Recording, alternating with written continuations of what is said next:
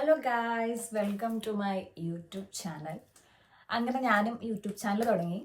So എൻ്റെ പേര് rose. ഞാനിവിടെ പോളണ്ടിലാണ് ഇപ്പോൾ കറൻ്റ് ഉള്ളത്. ഞാൻ ഇവിടെ മാസ്റ്റേഴ്സ് പഠിക്കുകയാണ്. ഇതെൻ്റെ 4th സെമ്മാണ്. അപ്പോൾ ഞാൻ ഓർത്തു പോളണ്ടിലെ വിശേഷങ്ങൾ, പോളണ്ടിലെ നെഗറ്റീവ്സ്, പോളണ്ടിലെ പോസിറ്റീവ് ആയിട്ടുള്ള കാര്യങ്ങളൊക്കെ നിങ്ങളോട് ഷെയർ ചെയ്യാം. ആൻഡ് ഓഫ് കോഴ്സ് പോളണ്ടിലെ കാര്യങ്ങൾ മാത്രമല്ല, എൻ്റെ ലൈഫിലെ കുട്ടി കുട്ടി മെമ്മറീസ് എല്ലാം ക്യാപ്ചർ ചെയ്ത് ഇങ്ങനെ ഡോക്യുമെൻ്റ് ചെയ്ത് വെക്കാമല്ലോ എന്നും കരുതി. സോ ഫസ്റ്റ് ഓഫ് ഓൾ ഞാൻ എന്തായാലും പോളണ്ടിലൊരു മെയിൻ കാര്യം, എനിക്കത് വളരെ നെഗറ്റീവ് ആയിട്ടുള്ള ഒരു കാര്യമാണ്. ഞാനത് അറിയാണ്ടാണല്ലോ ഇങ്ങോട്ട് കയറി വന്നേന്നുള്ളത്. അപ്പോൾ മറ്റുള്ളവർക്കും അഫ്കോഴ്സ് ഞാനൊരു യൂട്യൂബ് ചാനൽ തുടങ്ങുമ്പോൾ അത് തന്നെ ഫസ്റ്റ് ആയിട്ട് ഇടണം എന്നുള്ളത് എൻ്റെ വലിയൊരു ആഗ്രഹമാണ്. സോ ഇതിനെ എല്ലാവരും ഏത് സെൻസിൽ എടുക്കും എന്നുള്ളത് ഒന്നും അറിയില്ല.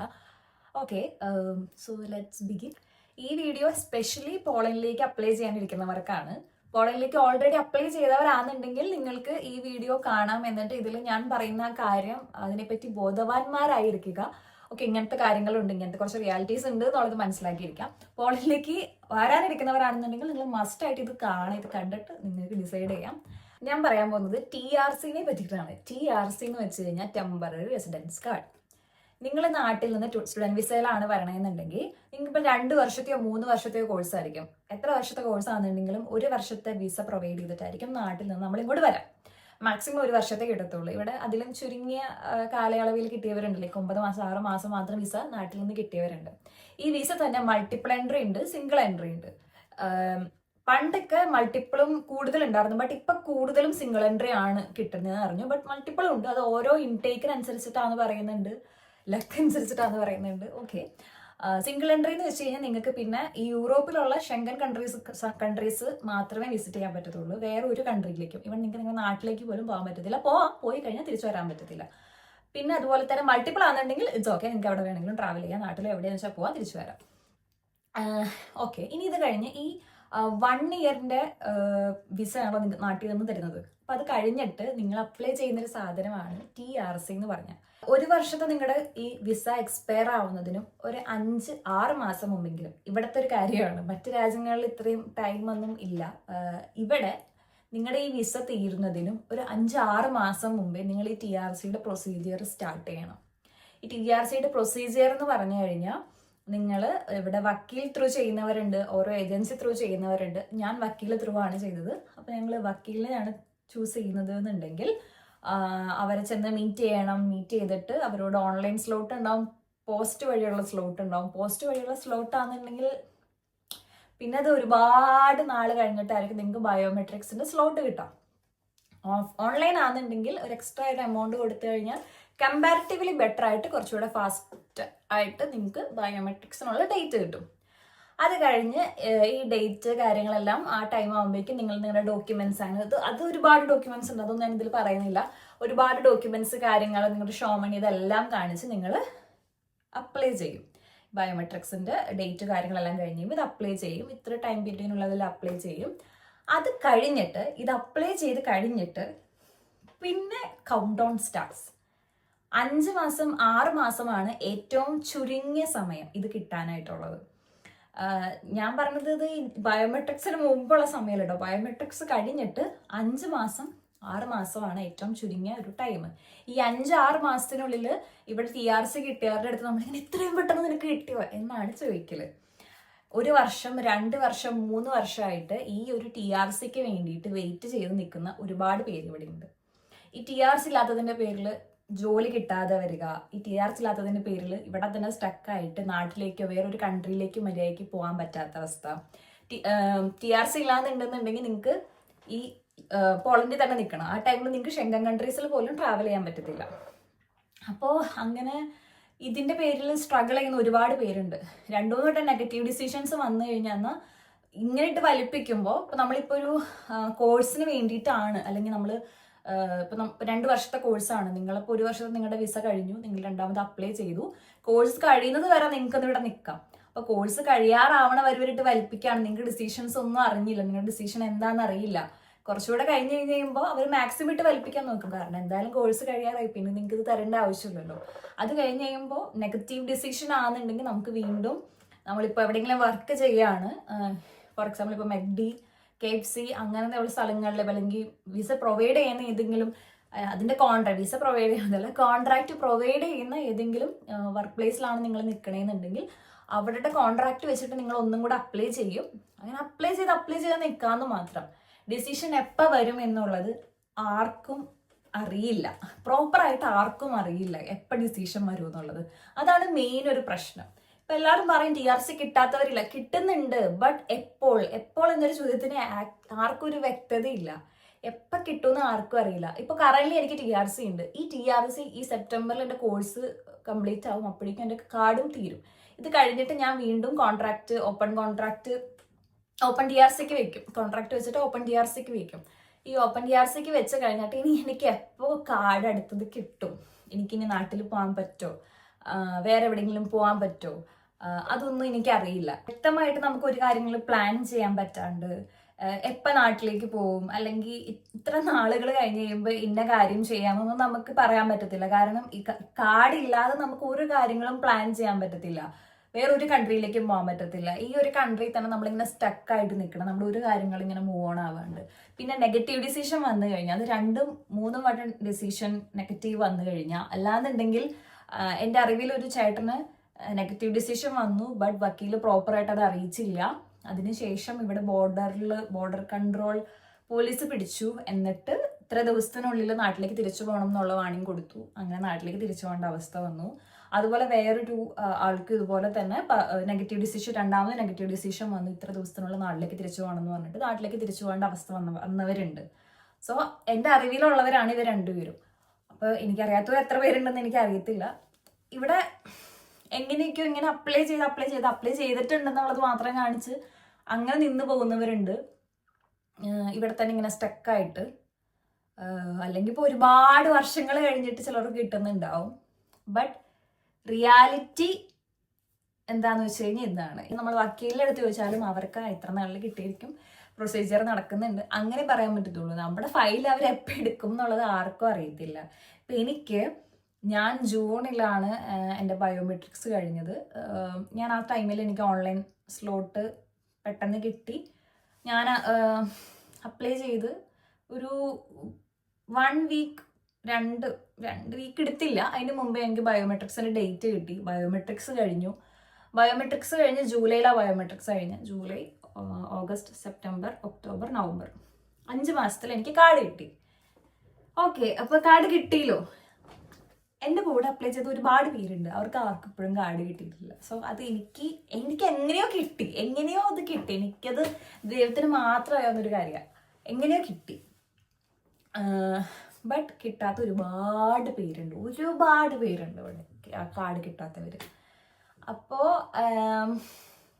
ഇങ്ങനത്തെ ഒരു നെഗറ്റീവ് സൈഡ് ഈ പോളണ്ടിൽ പഠിക്കാൻ വരുന്നവർക്കും അല്ലെങ്കിൽ വർക്ക് ചെയ്യുന്നവർക്കും എല്ലാം ഉണ്ട്. സോ ഇങ്ങനത്തെ ഒരു റിയാലിറ്റി അറിഞ്ഞിട്ട് വരിക. അപ്ലൈ ചെയ്തവരാണെന്നുണ്ടെങ്കിൽ നിങ്ങൾ വരുമ്പോൾ തന്നെ ചെയ്തില്ലെങ്കിലും അറ്റ്ലീസ്റ്റ് ഒരു 3-4-5-6 മാസം കഴിയുമ്പോഴെങ്കിലും നിങ്ങൾ ഇതിൻ്റെ പ്രൊസീജിയേഴ്സ് കാര്യങ്ങൾ ചെയ്യുക. ഇതിനുള്ള പൈസ ഫണ്ട് കാര്യങ്ങളൊക്കെ ഉണ്ടാക്കുക.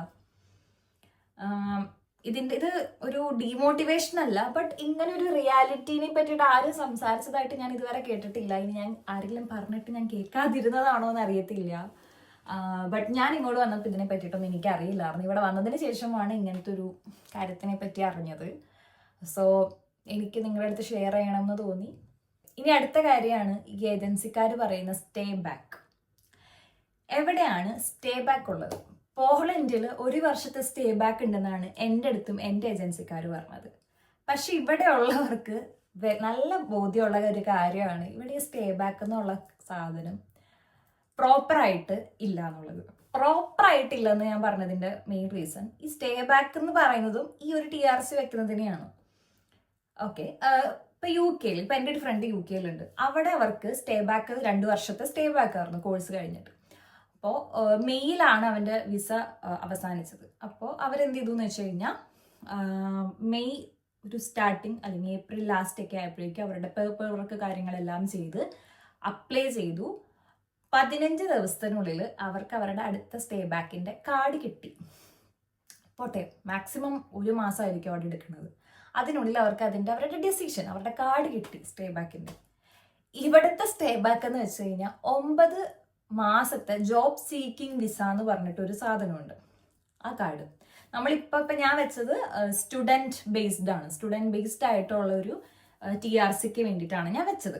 അപ്പോൾ എൻ്റെ കോഴ്സ് കഴിഞ്ഞ് കഴിയുമ്പോൾ ജോബ് സീക്കിംഗ് എന്നുള്ളത് അങ്ങനെ ഓരോരോ മേഖലകളുണ്ടല്ലോ. അപ്പോൾ ജോബ് സീക്കിംഗ് എന്നുള്ളൊരു മേഖലയുണ്ട്. ഈ ജോബ് സീക്കിംഗ് എന്നുള്ള മേഖല എടുത്ത് കളഞ്ഞു എന്ന് പറയുന്നുണ്ട്, ഇല്ലെന്ന് പറയുന്നുണ്ട്. അതിനെപ്പറ്റി എനിക്ക് ക്ലാരിറ്റി ഇല്ല. ഓക്കെ, ഇവൻ ഉണ്ടെന്നുണ്ടെങ്കിൽ കൂടെ ഈ 9 മാസത്തെ ഞാൻ ഓൾറെഡി നിങ്ങളുടെ അടുത്ത് പറഞ്ഞു ഇതിന്റെ പ്രൊസീജിയർ ടൈം എന്തോരം നാളാന്നുള്ളത്. ഇത് കിട്ടാനുള്ള ഒരു ടൈം തന്നെ ഒരുപാടുണ്ട്. അപ്പൊ പിന്നെ ഈ 9 മാസം ഇതിന്റെ ഉള്ളിൽ ഒന്നുമല്ല. ഇത് കിട്ടോ ഇല്ലെന്ന് ആർക്കും അറിയില്ല പ്രോപ്പറായിട്ട്. അപ്പൊ പിന്നെ എവിടെയാണ് ഈ സ്റ്റേ ബാക്ക് ഉള്ളത്? ഇപ്പൊ നാട്ടിലിപ്പോ ഏജൻസിക്കാർ പറയും ഞങ്ങൾക്ക് അറിയില്ലല്ലോ, ഞങ്ങൾക്ക് ഉണ്ട് എന്നറിയാം, ഞങ്ങൾ പറഞ്ഞു. ബട്ട് അവർക്കൊരു പ്രോപ്പർ ഒരു ധാരണയില്ല. അവർക്ക് ചുമ്മാ പറയാമെന്നുള്ളൂ സ്റ്റേ ബാക്ക് ഉണ്ട് എന്നുള്ളത്. എൻ്റെ 2 വർഷത്തെ കോഴ്സായിരുന്നു. സോ 1 വർഷം കഴിഞ്ഞപ്പോഴേക്കും ഞാൻ പറഞ്ഞല്ലോ, ഓൾറെഡി പറഞ്ഞു ഞാൻ 1 വർഷത്തെ വിസ തന്നിട്ടായിരിക്കും നമ്മൾ ഇങ്ങോട്ട് വിടാം. അപ്പം ഞാൻ TRCക്ക് അപ്ലൈ ചെയ്തു. അപ്പം ഞാൻ ആസ് എ സ്റ്റുഡൻറ് എന്നുള്ള രീതിയിലാണ് TRCക്ക് അപ്ലൈ ചെയ്തത്. അതുപോലെ നമുക്ക് ജോബ് സീക്കിംഗ് എന്നുള്ളൊരു ഓപ്ഷനിലും അങ്ങനെ ഓരോരോ മേഖലകളിലും നമുക്ക് TRCക്ക് അപ്ലൈ ചെയ്യാം. അപ്പം ഈ ജോബ് സീക്കിംഗ് എന്നുള്ളതാണ് ഈ ഏജൻസിക്കാർ പറയുന്ന സ്റ്റേ ബാക്ക് എന്നുള്ളത്. ഈ സാധനത്തിന് അപ്ലൈ ചെയ്തിട്ട് ഞാൻ ഓൾറെഡി പറഞ്ഞിട്ടും ചുരുങ്ങിയ സമയത്ത് കിട്ടാനുള്ള ചുരുങ്ങിയ സമയം, ആഫ്റ്റർ ബയോമെട്രിക്സ് കിട്ടാനുള്ള ചുരുങ്ങിയ സമയം എന്ന് പറയുന്നത് 5-6 മാസമാണ്. ഓൾറെഡി 9 മാസത്തെ സ്റ്റേ ബാക്ക് ആണ് ഇതുള്ളത്. അപ്പൊ അവർ അതും കൂടെ ഇതിൽ ഇൻക്ലൂഡഡ് ആക്കിയിട്ടായിരിക്കും നമുക്ക് തരണത്. ഇവിടെ 2 വർഷത്തെയും 3 വർഷത്തെയും ഓൾറെഡി കോഴ്സ് ചെയ്യണവർക്ക് പോലും 1 വർഷം 1.5 വർഷം കഴിഞ്ഞിട്ടാണ് കിട്ടണത് പ്രോപ്പറായിട്ട്. അപ്പൊ പിന്നെ 9 മാസം ഇപ്പൊ ഞാൻ പറയാം, എന്റെ കോഴ്സ് ഇപ്പൊ സെപ്റ്റംബറിൽ കഴിയും. സെപ്റ്റംബർ കഴിഞ്ഞ് ഒക്ടോബർ, നവംബർ, ഡിസംബർ, ജാനുവരി, ഫെബ്രുവരി, മാർച്ച്, ഏപ്രിൽ, മെയ്, ജൂൺ, 9 മാസം.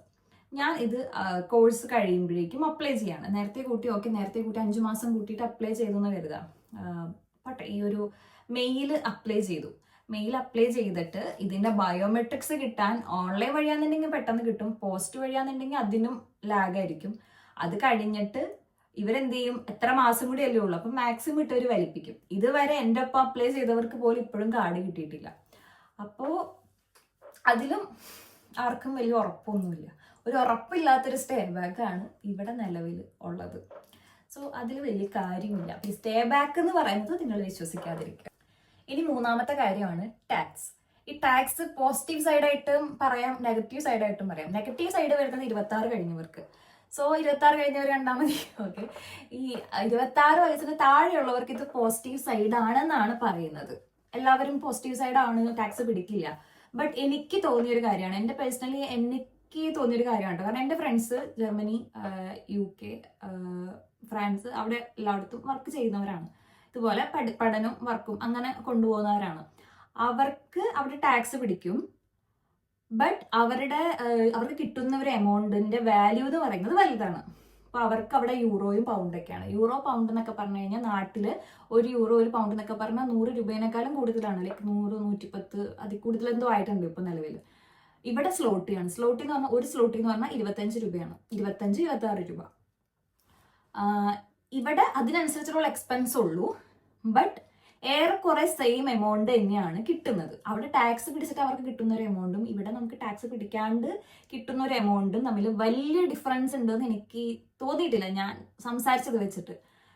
പിന്നെ പോട്ടെ, നമുക്ക് ഈ ഒരു എമൗണ്ട് കൊണ്ട് നമുക്ക് നമ്മുടെ കാര്യങ്ങൾ മാനേജബിൾ ആണ്. 26 വയസ്സല്ലാത്തവരുടെ കാര്യമായിട്ട് ഞാൻ പറയണത്. നമുക്ക് മാനേജബിൾ ആണ്. നമുക്ക് ഇവിടുത്തെ നമ്മുടെ റെന്റ്, ഫീസ്, ലോൺ കാര്യങ്ങളൊക്കെ അടച്ചിട്ടാണെന്നുണ്ടെങ്കിൽ നിങ്ങൾ അത്യാവശ്യം നിങ്ങൾ ഇത്ര അവേഴ്സ് ഒക്കെ വർക്ക് ചെയ്ത് കഴിഞ്ഞാൽ നിങ്ങൾക്ക് സേവിങ്സിനുള്ളൊരു എമൗണ്ട് ഉണ്ടാവും, എല്ലാ കാര്യങ്ങളും ചെയ്യാം. പക്ഷെ 26 കഴിഞ്ഞവരാണെന്നുണ്ടെങ്കിൽ നിങ്ങൾക്ക് 30% ടാക്സ് ആണ് ഇവിടെ പിടിക്കുന്നത്.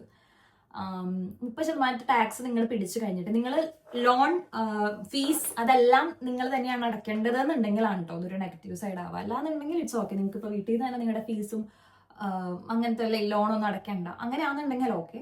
നിങ്ങളുടെ ലോൺ അടയ്ക്കണം, ഫീസ് അടയ്ക്കണം, റെന്റ് അടയ്ക്കണം, നിങ്ങളുടെ എക്സ്പെൻസസ് എല്ലാം നിങ്ങൾ തന്നെ മീറ്റ് ചെയ്യണം. ഈ പാർട്ട് ടൈം ചെയ്ത് നിങ്ങൾ മീറ്റ് ചെയ്യണം എന്നാണെന്നുണ്ടെങ്കിൽ അത് കുറച്ച് കഷ്ടപ്പാടായിരിക്കും. കാരണം നിങ്ങൾ ഇരട്ടി വർക്ക് ചെയ്യേണ്ടി വരും. കാരണം 30% ടാക്സ് പിടിക്കാന്ന് പറഞ്ഞു കഴിഞ്ഞാൽ പിന്നെ അത് കഴിഞ്ഞിട്ട് നിങ്ങൾക്ക് ഇവിടെ നിങ്ങൾ ഒരു മാക്സിമം ഒരു 160 മണിക്കൂറൊക്കെയാണ് വർക്ക് ചെയ്യുന്നത്. 200 മണിക്കൂറൊക്കെ വർക്ക് ചെയ്യണം എന്നുണ്ടെന്നുണ്ടെങ്കിൽ നിങ്ങൾ അത്രയും വേഴ്സ് പണിയെടുത്ത് നടുവൊടിഞ്ഞ് അത്രയൊക്കെ പണിയെടുത്ത് എന്നാൽ പിന്നെ എനിക്ക് തോന്നുന്നു സേവിങ്സ് കാര്യങ്ങൾ ഉണ്ടാക്കാൻ പറ്റുന്നുണ്ട്. ഒരു 160 ഒരു മിനിമം എന്ന് വെച്ചാൽ 160-150 മണിക്കൂർ നിങ്ങൾ വർക്ക് ചെയ്തു, അത് കഴിഞ്ഞിട്ട് നിങ്ങൾ 30% ടാക്സും പിടിച്ചു എന്നുണ്ടെങ്കിൽ എനിക്ക് തോന്നുന്നു നിങ്ങളുടെ റെന്റും നിങ്ങളുടെ ഫീസ് നിങ്ങളുടെ ലോൺ ഇതെല്ലാം അടച്ചു കഴിഞ്ഞ് നിങ്ങളുടെ എക്സ്പെൻസും എല്ലാം കഴിഞ്ഞ് കഴിയുമ്പോൾ നിങ്ങൾക്ക് ഒരു പ്രോപ്പറായിട്ട് നിങ്ങളുടെ കയ്യിൽ ഒരു സേവിങ്സ് ഉണ്ടാവോ എന്നുള്ളത് എനിക്ക് അത്ര ഉറപ്പില്ല. കാരണം എൻ്റെ അറിവിൽ ഇപ്പോൾ 26 കഴിഞ്ഞവരുടെ അടുത്തൊക്കെ സംസാരിക്കുമ്പോൾ അവരും പറയുന്ന ഒരു കാര്യമാണ്, അവരും സ്ട്രഗിൾ ചെയ്യുന്ന ഒരു കാര്യമാണ്. അപ്പോൾ നിങ്ങൾ 26 കഴിഞ്ഞിട്ട് പോളണ്ട് ഒരു നല്ലൊരു ഓപ്ഷൻ ആണോ എന്ന് ചോദിച്ചു കഴിഞ്ഞാൽ എനിക്കത്ര അഭിപ്രായമില്ല. ഇപ്പം നിലവിൽ ഇപ്പോൾ നവംബർ കഴിയുമ്പോഴേക്കും ഞാൻ 26 ആവും. ബട്ട് കമ്പാരിറ്റീവ്ലി കുറച്ച് ഒരു സമാധാനമുള്ള എന്താണെന്ന് വെച്ച് കഴിഞ്ഞാൽ ഞാൻ എൻ്റെ ഫീസ് ഓൾറെഡി അടച്ചു കഴിഞ്ഞു. സോ എനിക്കിനിപ്പോൾ ലോൺ ഉണ്ട്, റെന്റ് ഉണ്ട്, എൻ്റെ എക്സ്പെൻസ് ഉണ്ട്, അങ്ങനത്തെ കുറച്ച് കാര്യങ്ങളൊക്കെ ഉണ്ട്. അപ്പം എനിക്കും വലിയ ഐഡിയ ഇല്ല. പിന്നെ ഓൾറെഡി പ്ലാൻഡ് ആണ്, എന്തായാലും ഫീസ് ചെയ്തേ പറ്റത്തുള്ളൂ, ഇതൊന്നും അറിയില്ലായിരുന്നു. 26 കഴിഞ്ഞിട്ട് വരാനിരിക്കുന്നവരാണെന്നുണ്ടെങ്കിൽ ഇതിനെ പറ്റിയിട്ടൊരു ധാരണ ഉണ്ടാവാം. ഇനിയിപ്പോൾ ഈ പറഞ്ഞ കാര്യങ്ങളൊക്കെ ഒരിക്കലും ഒരു ഡീമോട്ടിവേഷൻ എന്നുള്ള സെൻസർ എടുക്കാതെ ഇങ്ങനത്തെ കുറച്ച് റിയാലിറ്റീസ് ഉണ്ട്. നമ്മളൊരു റിയാലിറ്റി പറയുമ്പോൾ അത് നെഗറ്റിവിറ്റി പറഞ്ഞ് അല്ലെങ്കിൽ നിങ്ങളൊക്കെ ഇവിടെ വന്നത് കൊണ്ട് ഞങ്ങൾക്ക് എന്തോ നഷ്ടം, അങ്ങനെയല്ല. എനിക്കിതൊന്നും പറഞ്ഞു തരാൻ ആരും ഉണ്ടായിരുന്നില്ല, ഞാൻ അറിഞ്ഞുമില്ല. സോ അറ്റ്ലീസ്റ്റ് ഇനി വരാനിരിക്കുന്നവർക്കെങ്കിലും യൂസ്ഫുൾ ആവട്ടെ, ഇങ്ങനത്തെ കുറച്ച് കാര്യങ്ങളുണ്ട് എന്ന് മനസ്സിലാക്കി വരാം. പിന്നെ പോസിറ്റീവ് സൈഡ് എന്തൊക്കെയാണെന്നുള്ളത് ഞാൻ എന്തായാലും പറയാം. Positive side as A student അല്ലെങ്കിൽ വർക്ക് ചെയ്യുന്നവർക്ക് എനിക്ക് പ്രോപ്പറായിട്ട് അങ്ങനെ പറയാൻ അറിയാൻ പാടില്ല, കാരണം ഇപ്പോഴും ഞാനിപ്പോൾ സ്റ്റുഡൻസിൽ തന്നെ നിൽക്കുന്നത്. അപ്പോൾ ആസ് എ സ്റ്റുഡൻറ്റ് എന്തൊക്കെ ബെനിഫിറ്റ്സ് ഇവിടെ ഉണ്ട്, കാര്യങ്ങൾ, ട്രാൻസ്പോർട്ടേഷൻ, ജോലി, അതിനെ പറ്റിയിട്ട് ഞാനൊരു വീഡിയോ ചെയ്യാം. സോ അത്രേ ഉള്ളൂ. ഐ ഹോപ്പ് നിങ്ങൾക്ക് ഇഷ്ടപ്പെട്ടു എന്ന് ഞാൻ വിചാരിക്കണു. ലാഗടിപ്പിച്ചോ എന്ന് എനിക്ക് അറിയത്തില്ല, ഇതെൻ്റെ ഫസ്റ്റ് വീഡിയോ ആണ്. ഇതിൽ തെറ്റുകുറ്റങ്ങളെല്ലാം ഉണ്ടാവും, പിന്നെ ഇതിൽ നെഗറ്റിവിറ്റി ഉണ്ടാവുമായിരിക്കും, എല്ലാവർക്കും ഇഷ്ടപ്പെടണം എന്നില്ലല്ലോ. ഓക്കെ അപ്പോൾ അത്രേ ഉള്ളൂ. അപ്പം ശരി ഗൈസ്, ബൈ.